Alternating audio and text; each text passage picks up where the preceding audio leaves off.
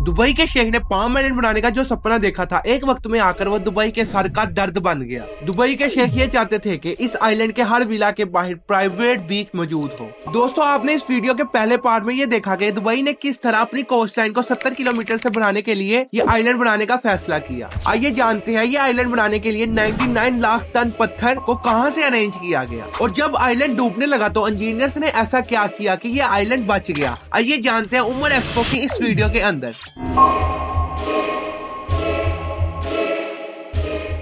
Engineer इस island की calculation अभी कर ही रहे थे कि दुबई के शेख ने कुछ ऐसी बात की जो कि इंजीनियर्स पर बिजली बनकर गिरी। शेख ने ये कहा कि रिसर्च पर ज्यादा टाइम जाया मत करो और जल्दी से आइलैंड बनाना शुरू करो। नॉर्मली इस तरह के मेगा प्रोजेक्ट को बनाने के लिए 15 साल लगते हैं, लेकिन दुबई के शेख ने ये पूरा आइलैंड बनाने के लिए और इस पर पूरी सिटी डेवलप करने के लिए सिर्फ 5 साल का टारगेट दिया। ये टारगेट सुनने के बाद इंजीनियर्स के रंग ही उड़ गए। एक तरफ उनकी रिसर्च अभी पूरी नहीं हुई थी और दूसरी तरफ उनको ये प्रोजेक्ट सिर्फ 5 साल में ही कम्प्लीट करना था। एनीवेज, बगैर किसी देरी के 2001 में ये आइलैंड बनाना शुरू कर दिया गया। आउटर लेयर को सबसे पहले बनाने का फैसला किया गया, ये जानते हुए भी कि छोटी से छोटी गलती भी एक बड़ी आफत को दावत दे सकती है, क्योंकि अब इस आइलैंड की रिसर्च ही पूरी नहीं हुई थी। अभी इंजीनियर्स की समझ में कुछ आ ही रहा था कि 9/11 का वाकया हो गया, जो कि दुबई के शेख पर बिजली बनकर गिरा। पूरी दुनिया में ट्रेवल रुक गया और इससे सबसे ज्यादा दुबई को ही लॉस हो रहा था। इस आइलैंड पर जो लाखों डॉलर्स खर्च हो रहे थे और महीनों की जो रिसर्च चल रही थी, अब उसका कोई भी फ्यूचर नजर नहीं आ रहा था। और इस आइलैंड पर काम करने वाले 1200 इंजीनियर्स को खतरा होने लगा और उन्होंने वापस जाने का फैसला कर लिया। लेकिन दुबई के शेख ने उनको सिक्योरिटी प्रोवाइड की और प्रोजेक्ट को कंटिन्यू करने का कहा।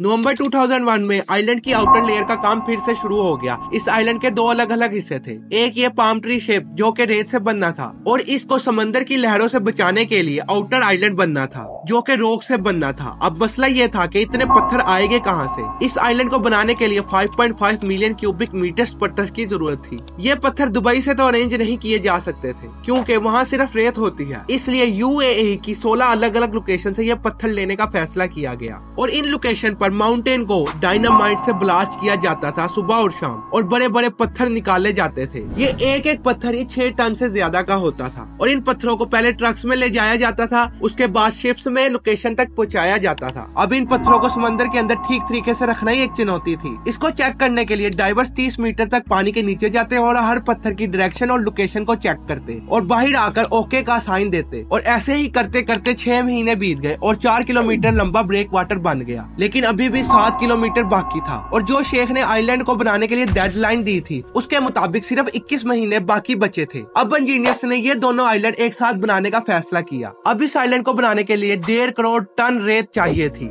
जो कि दुबई के सहरा से नहीं ली जा सकती थी क्योंकि दुबई के सहरा की रेत पानी में घुल जाती और ये आइलैंड बनने से पहले ही निस्तो नाबूद हो जाता।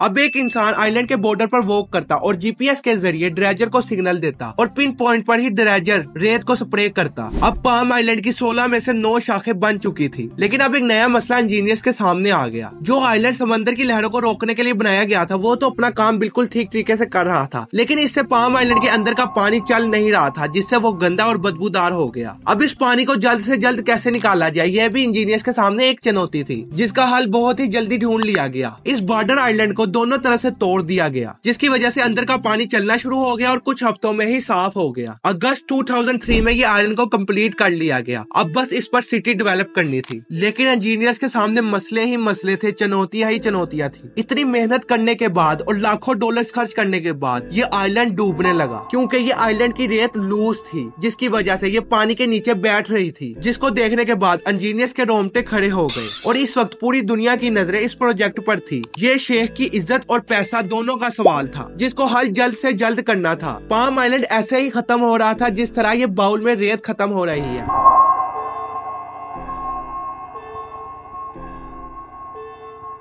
फिर एक खास तरह की हाइड्रोलिक मशीन मंगवाई गई, जिसकी रोड को जमीन के अंदर डाला जाता और ये अंदर जाकर वाइब्रेट करती और इस वाइब्रेशन से सारी लूज रेत ठोस हो जाती। और ये एक्सपेरिमेंट पूरी तरह से कामयाब हो चुका था और हाइड्रोलिक मशीन से इसी तरह के 2.5 लाख सुराख किए गए। 2.5 लाख सुराख करने के बाद जब सारी रेत टाइट हो गई, उसके बाद इस पर विला, बीच क्लब और पूरी लग्जरी सिटी बना दी गई और ये आइलैंड 5 सालों के बजाय 3 सालों में ही कंप्लीट कर लिया गया, जो कि एक वर्ल्ड रिकॉर्ड भी था। और 2009 तक ये सब बिल्डिंग्स बना दी गई और इसको पब्लिकली ओपन कर दिया गया। उम्मीद करता हूँ उमर एक्सपो की ये शानदार वीडियो भी आपको अच्छी लगी होगी। अगर आपको वीडियो थोड़ी सी भी अच्छी लगी हो तो सब्सक्राइब जरूर करके जाना। मिलते हैं नेक्स्ट वीडियो के अंदर, वक्त तक के लिए गुड बाय।